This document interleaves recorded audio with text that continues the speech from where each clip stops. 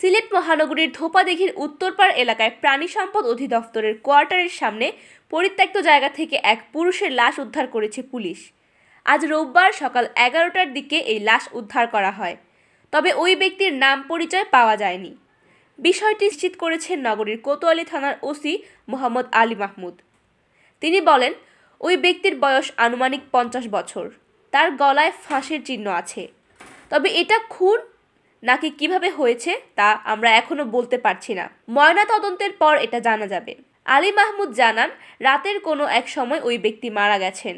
এদিকে ঘটনাস্থলে পুলিশের পাশাপাশি সিআইডির ক্রাইম সিন ইউনিট এবং পুলিশ ব্যুরো অব ইনভেস্টিগেশনের পিবিআই সদস্যদেরকেও দেখা গেছে। ক্রাইম সিন ইউনিটের এক সদস্য জানান, পরিচয় শনাক্তের জন্য ফিঙ্গারপ্রিন্ট আইরিশ সংগ্রহ করা হয়েছে।